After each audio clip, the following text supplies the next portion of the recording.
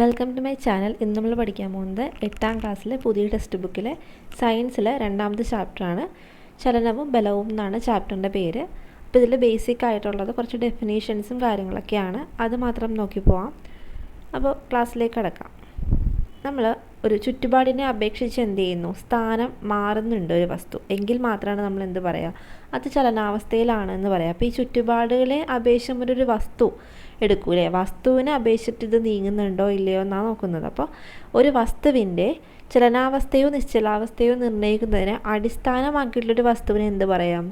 അവലംബക വസ്തു എന്നാണ് പറയാം. അവലംബക വസ്തു എന്താണെന്ന് നമുക്ക് എല്ലാവർക്കും അറിയാം അല്ലേ? ഒരു വസ്തുവിൻ്റെ ചലനാവസ്ഥയോ നിശ്ചലാവസ്ഥയോ നിർണ്ണയിക്കുന്നതിന് അടിസ്ഥാനമാക്കുന്ന വസ്തുവാണ് അവലംബക വസ്തു. അപ്പോൾ ഈ അവലംബക വസ്തുവിനെ അപേക്ഷിച്ച് സ്ഥാനം മാറുന്നുണ്ടെങ്കിൽ ആ വസ്തു ചലനത്തിലാണെന്ന് പറയാൻ പറ്റും. അതേസമയം സ്ഥാനം മാറുന്നില്ലെങ്കിൽ നമുക്ക് എന്ത് പറയാം? അത് നിശ്ചലാവസ്ഥയിലാണെന്ന് പറയാൻ പറ്റും അല്ലേ? ദൂരം എന്ന് പറഞ്ഞാൽ എന്താ? ഒരു വസ്തു സഞ്ചരിച്ച പാതയുടെ നീളമാണ് ദൂരം. ദൂരത്തിൻ്റെ എസ് യൂണിറ്റ് എന്താണ്? മീറ്ററാണ്. അപ്പോൾ എസ് യൂണിറ്റും അതിൻ്റെ കാര്യങ്ങളും അതിൻ്റെ കുറച്ച് നിയമങ്ങളൊക്കെയാണ് കഴിഞ്ഞൊരു ക്ലാസ്സിൽ നമ്മൾ പഠിച്ചതല്ലേ? അപ്പോൾ അത് കാണാത്തവരുണ്ടെങ്കിൽ അത് കണ്ടു നോക്കുക. പ്ലേലിസ്റ്റിൽ അതുണ്ട്. അതുപോലെ 6ാം ക്ലാസ്സിലെ പുതിയ SCERT സയൻസും നമ്മൾ കംപ്ലീറ്റ് ചെയ്തിട്ടുണ്ട്. അപ്പോൾ അതൊക്കെ ഒന്ന് കണ്ട് മനസ്സിലാക്കി വയ്ക്കുക. അപ്പോൾ ഒരു വസ്തു സഞ്ചരിച്ച പാതയുടെ നീളമാണ് ദൂരം എന്ന് പറയാം. ദൂരത്തിൻ്റെ SI യൂണിറ്റാണ് മീറ്റർ. ഇനി ഇവിടെ ഓഡോമീറ്ററിൻ്റെ ഒരു ചിത്രം കൊടുത്തിട്ടുണ്ട്. വാഹനങ്ങളിൽ സഞ്ചരിച്ച ദൂരം കാണിക്കുന്ന ഉപകരണമാണ് എന്ത്? ഓഡോമീറ്റർ എന്ന് പറയുന്നത്. അപ്പോൾ ഓഡോമീറ്ററിൽ സഞ്ചരിച്ച ദൂരം കിലോമീറ്ററിലാണ് എന്ത് രേഖപ്പെടുത്തുക? കിലോമീറ്ററിലാണ് ഓഡോമീറ്ററിലെ ദൂരം രേഖപ്പെടുത്തുക. ഒരു കിലോമീറ്റർ എന്ന് പറയുന്നത് 1000 മീറ്റർ ആണ് എന്ന് നമുക്കറിയാം. അപ്പോൾ ദൂരത്തിൻ്റെ കേസ് അത്രയൊക്കെ ഉള്ളൂ. അതുപോലെ അടുത്താണ് വേഗം എന്ന് പറഞ്ഞാൽ എന്താണ്? യൂണിറ്റ് സമയത്തിൽ വസ്തു സഞ്ചരിച്ച ദൂരമാണ് വേഗം. വേഗത്തിൻ്റെ യൂണിറ്റ് എന്താണ്? SI unit metre per second ആണ്. വേഗത്തിൻ്റെ SI യൂണിറ്റ് ആണ് മീറ്റർ പെർ സെക്കൻഡ്. അപ്പോൾ സാധാരണഗതിയിൽ SI unit metre per second ആണ് എങ്കിലും നമ്മൾ കിലോമീറ്റർ പെർ അവറിലാണ് ഇത് പ്രസ്താവിക്കുന്നത് അല്ലേ? അപ്പോൾ ഒരു കിലോമീറ്റർ പെർ അവറിനെ മീറ്റർ പെർ സെക്കൻഡ് ആക്കാൻ നമ്മൾ മാത്സിൽ പഠിക്കുന്ന ഒരു കാര്യം തന്നെയാണ് എന്ത്? 5/18 കൊണ്ട് മൾട്ടിപ്ലൈ ചെയ്ത് തിരിച്ചാണെങ്കിൽ 18/5 കൊണ്ട് മൾട്ടിപ്ലൈ ചെയ്യാമെന്നൊക്കെ പഠിച്ചിട്ടുണ്ട്.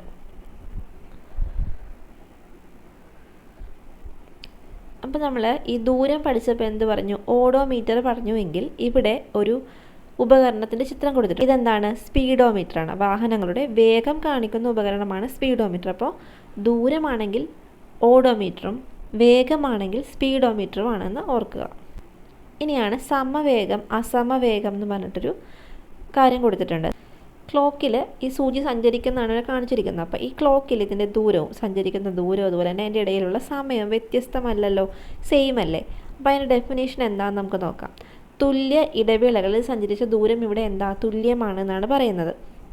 അപ്പോൾ തുല്യ ഇടവേളയിൽ തുല്യ ദൂരം സഞ്ചരിക്കുന്നുണ്ടെങ്കിൽ അത് സമവേഗത്തിലാണെന്ന് നമുക്ക് പറയാം. ഒരു വസ്തു തുല്യ സമയ ഇടവേളകളിൽ തുല്യ ദൂരം സഞ്ചരിക്കുന്നുവെങ്കിൽ അത് സമവേഗത്തിലാണ് എന്ന് നമുക്ക് പറയാൻ പറ്റും. ഇനി അടുത്തൊരു കാര്യമാണ് ബലം എന്ന് പറയുന്നത്. അപ്പം നമ്മൾ ഇതിനകത്തൂടെ എന്തൊക്കെ പഠിച്ചു? അവലംബക വസ്തു എന്താണെന്ന് പഠിച്ചു, ദൂരം, വേഗം, അതുപോലെ സമവേഗം എന്താണെന്നൊക്കെ പഠിച്ചു. ഇനിയാണ് ബലം. ഇതിൽ അത്രയൊക്കെ ഉള്ളൂ. കാരണം ഒരു ചെറിയ ഡെഫിനേഷൻസ് പോലെ ഇതിനകത്ത് കൊടുത്തിട്ടുള്ളൂ. നമുക്ക് PSC പോയിൻ്റ് ഓഫ് വ്യൂവിൽ അത് മാത്രം പഠിച്ചാൽ മതി. ബലം എന്താണ്? ഇപ്പോൾ ഇതിൽ കാണിച്ചിരിക്കുന്ന ചിത്രത്തിൽ എന്തൊക്കെയുണ്ട്? ഒരാൾ തള്ളി നീക്കാൻ ശ്രമിക്കുന്നു, വലിക്കുന്നു, അങ്ങനെ ബലം പ്രയോഗിക്കുന്ന കുറച്ച് ചിത്രങ്ങളാണ് കൊടുത്തിരിക്കുന്നത് അല്ലേ? ഈ സന്ദർഭങ്ങളെല്ലാം ഒരു തള്ളൽ അല്ലെങ്കിൽ വലിക്കൽ കാണുന്നില്ലേ? അപ്പോൾ ഇതിനെയാണ് ബലം എന്ന് പറയുക അല്ലേ? ബലം എന്ന് പറയുന്നത് നമ്മളൊരു കാര്യത്തിൽ ബലം, അതായത് തള്ളൽ പ്രയോഗിക്കുമ്പോൾ അതിലെന്ത് സംഭവിക്കണം? ഒരു മൂവ്മെൻറ്റ് ഉണ്ടാവണം എന്നാണ് പറയുന്നത്. തള്ളുമ്പോഴും വലിക്കുമ്പോഴൊക്കെ എന്ത് ചെയ്യും? ദിശയൊക്കെ മാറുന്നു എന്ന് പറയുന്നു. ബലം തന്നെ നമുക്ക് പല രീതിയിൽ ക്ലാസിഫൈ ചെയ്യാം. സമ്പർക്ക ബലമുണ്ട്, സമ്പർക്കരഹിതമുണ്ട്. സമ്പർക്ക ബലം എന്ന് പറഞ്ഞാൽ എന്തായിരിക്കും? ഡയറക്റ്റ് കോണ്ടാക്റ്റ് വരുന്നതാണ് സമ്പർക്ക ബലം. സമ്പർക്കരഹിതം എന്ന് പറഞ്ഞിട്ടുണ്ടെങ്കിൽ നമ്മളൊരു ഫിസിക്കൽ കോണ്ടാക്റ്റ് ഇല്ലാണ്ട് തന്നെ ഒരു കാര്യം എന്താ സംഭവിക്കുന്നു അല്ലെങ്കിൽ ചലിക്കുന്നു, അതിനെയാണ് സമ്പർക്കരഹിത ബലം എന്ന് പറയാം. വസ്തുക്കൾ പരസ്പരം സമ്പർക്കത്തിൽ വരുമ്പോൾ അനുഭവപ്പെടുന്ന ബലമാണ് സമ്പർക്ക ബലം. വസ്തുവുമായി സമ്പർക്കമില്ലാതെ അനുഭവപ്പെടുന്ന ബലമാണ് സമ്പർക്കരഹിത ബലം. ബലത്തിൻ്റെ യൂണിറ്റ് എന്താണ്? ന്യൂട്ടനാണ്. അത് നമ്മൾ കഴിഞ്ഞ ക്ലാസ്സിൽ പഠിച്ചായിരുന്നു. ന്യൂട്ടൻ ഏത് അക്ഷരം വെച്ചാൽ സൂചിപ്പിക്കുക? വലിയ അക്ഷരം N ആണ്. ക്യാപിറ്റൽ ലെറ്റർ N വെച്ചിട്ടാണ് സൂചിപ്പിക്കുന്നത്. അതായത് ശാസ്ത്രജ്ഞൻ്റെ പേരിൻ്റെ ആദ്യ അക്ഷരമായതുകൊണ്ടാണ് ഇംഗ്ലീഷിലെ വലിയ അക്ഷരം ഉപയോഗിക്കുന്നത് എന്ന് നമുക്കറിയാം. കാരണം കഴിഞ്ഞ ചാപ്റ്ററിൽ പഠിച്ചിട്ടുണ്ടായിരുന്നു ഈ ഒരു കാര്യം. കൂടാതെ വേറെ കുറച്ച് നിയമങ്ങളും പഠിച്ചിട്ടുണ്ടായിരുന്നു. അതൊക്കെ സ്റ്റേറ്റ്മെൻറ്റ് ലെവലിൽ ചോദിക്കാൻ സാധ്യതയുണ്ട്. ഇനി ഘർഷണ ബലം എന്താ? Frictional force. തറയിലൂടെ സ്വതന്ത്രമായി ഉരുണ്ടുപോകുന്ന പന്ത് കുറച്ചു കഴിഞ്ഞ് നിശ്ചലമാവും നമ്മൾ കണ്ടിട്ടുണ്ടല്ലേ. എന്നാൽ തറ അതിനെതിരായിട്ട് പ്രയോഗിക്കുന്നൊരു ബലമാണ്. അപ്പോൾ നമുക്ക് നോക്കാം എന്താ കാര്യം എന്ന്. ഒരു പ്രതലം മറ്റൊരു പ്രതലത്തിലൂടെ ചലിക്കുമ്പോഴോ ചലിക്കാൻ ശ്രമിക്കുമ്പോഴോ അവയുടെ ആപേക്ഷിക ചലനത്തെ എതിർക്കുന്ന തരത്തിൽ പ്രതലങ്ങൾക്കിടയിൽ സമാന്തരമായിട്ടൊരു ബലം അനുഭവപ്പെടുന്നു. ഇതാണ് ഘർഷണബലം. അപ്പോൾ ഒരു കാര്യം എന്ത് ചെയ്യുന്നു?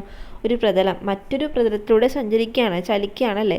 അപ്പോൾ അവയുടെ ആ ഒരു ചലനത്തെ എതിർക്കുന്ന രീതിയിൽ പ്രതലങ്ങൾക്കിടയിൽ സമാന്തരമായിട്ടൊരു ബലം അനുഭവപ്പെടുന്നു. ഇതാണ് ഘർഷണബലം എന്ന് പറഞ്ഞാൽ. ഉരുളൽ ഘർഷണമുണ്ട്, നിരങ്ങൽ ഘർഷണമുണ്ട്. അതിൻ്റെ പിക്ചറാണ് കൊടുത്തിരിക്കുന്നത്. ഒരാൾ ഒരു സംഭവം എന്ത് ചെയ്യുന്നു? നിരക്കി നീക്കിക്കൊണ്ട് പോവാണ്. അടുത്ത പിക്ചറിൽ ഇത് ഉരുട്ടി കൊണ്ടുപോവാണ്. അപ്പോൾ നമുക്ക് നോക്കാം.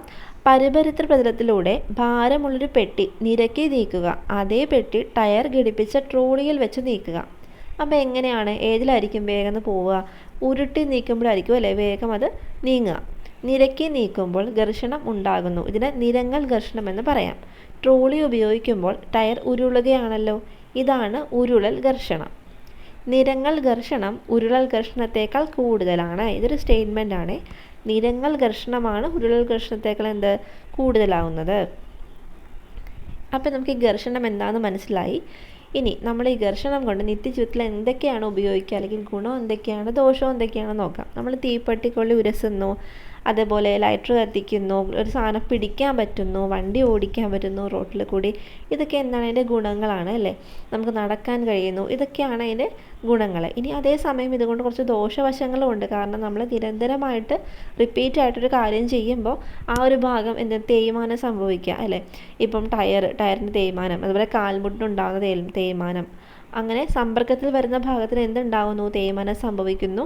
ഇതൊക്കെ ഇതിൻ്റെ ദോഷവശങ്ങളായിട്ട് നമുക്ക് പറയാൻ പറ്റും. അപ്പോൾ ഘർഷണം നമുക്ക് കുറയ്ക്കാൻ വേണ്ടി എന്തൊക്കെ ചെയ്യാമെന്ന് ചോദിച്ചാൽ അതിന് നമ്മൾ യൂസ് ചെയ്യുന്ന ഒരു കാര്യമാണ് ലൂബ്രിക്കൻസ് അഥവാ സ്നേഹകങ്ങളെന്ന് പറയുന്നത്. സമ്പർക്കത്തിൽ വരുന്ന പ്രതലങ്ങൾക്കിടയിലുള്ള ഘർഷണം കുറയ്ക്കുന്നതിനായിട്ട് സഹായിക്കുന്ന പദാർത്ഥങ്ങളാണ് സ്നേഹകങ്ങൾ അഥവാ ലൂബ്രിക്കൻസ്. ഖരാവസ്ഥയിലുള്ളൊരു സ്നേഹകമാണ് ഗ്രാഫൈറ്റ്.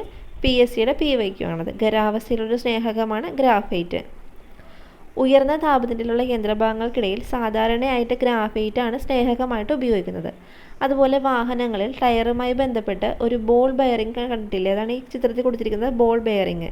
അത് ഉപയോഗിക്കുന്നതും ഒരു ഘർഷണം കുറയ്ക്കാൻ വേണ്ടിയിട്ടൊരു മാർഗ്ഗമായിട്ടാണ്. അതുപോലെ വിമാനം, തോണി എന്നിവ പ്രത്യേക ആകൃതിയിൽ നിർമ്മിച്ചിരിക്കുന്നത് എന്തിനാണെന്ന് ചോദിച്ചാൽ അത് ഘർഷണം കുറയ്ക്കാൻ വേണ്ടിയിട്ടാണ് ഈ ഒരു പ്രത്യേക ഒരു ആകൃതി ഇതിന് കൊടുക്കുന്നത്. അപ്പോൾ ഘർഷണം കുറയ്ക്കാൻ വേണ്ടി ഇങ്ങനെ ഒരു ആകൃതി വ്യത്യാസപ്പെടുത്തുന്നതിനെ ധാരാരഹിതമാക്കൽ അഥവാ സ്ട്രീം ലൈനിങ് എന്ന് പറയുന്നു. അപ്പോൾ എൻ്റെ പേരെന്താണ്? ധാരാരഹിതമാക്കൽ അഥവാ സ്ട്രീം ലൈനിങ് എന്ന് പറയുന്നു. അപ്പോൾ ഈ ഒരു ചാപ്റ്ററിലെന്ന് പറയുന്നത് ചെറിയ ചെറിയ ഡെഫിനീഷൻസാണ് നമുക്ക് പഠിക്കാനുള്ളത്. വലിയ കാര്യമായിട്ടൊന്നും ഇല്ല. അപ്പോൾ ഞാൻ ഈ പറഞ്ഞ കാര്യങ്ങൾ മാത്രം നോട്ട് ചെയ്ത് വെക്കുക. മേ ബി നെക്സ്റ്റ് ക്ലാസ്സിലൊക്കെ കുറച്ചുകൂടി ഡീറ്റെയിൽ ആയിട്ടുള്ള ഡെഫിനേഷൻസും അതുപോലെ തന്നെ കാര്യങ്ങളൊക്കെ നമുക്ക് പ്രതീക്ഷിക്കാം. പുതിയ ടെക്സ്റ്റാണ്, കുറച്ച് സിലബസ് മാറ്റങ്ങളൊക്കെ ഉണ്ട്. അപ്പോൾ അതൊക്കെ ഒന്ന് അറിഞ്ഞ് നമുക്ക് വേണ്ട കാര്യങ്ങൾ മാത്രം നോട്ട് ചെയ്ത് പഠിക്കുക. ഒരുപാട് സമയം ഇതിനു വേണ്ടി സ്പെൻഡ് ചെയ്യേണ്ട ആവശ്യമൊന്നുമില്ല. അപ്പോൾ നിങ്ങൾ കാണാത്ത ക്ലാസ്സൊക്കെ ഉണ്ടെങ്കിൽ കണ്ടു തീർക്കാൻ ശ്രമിക്കുക. എക്സാം ഇങ്ങനെ എത്താറായി. ഇനി 2-3 മാസമേ ഉള്ളൂ എക്സാമിന്. അപ്പം നന്നായിട്ട് പ്രിപ്പയർ ചെയ്യുക. Thank you.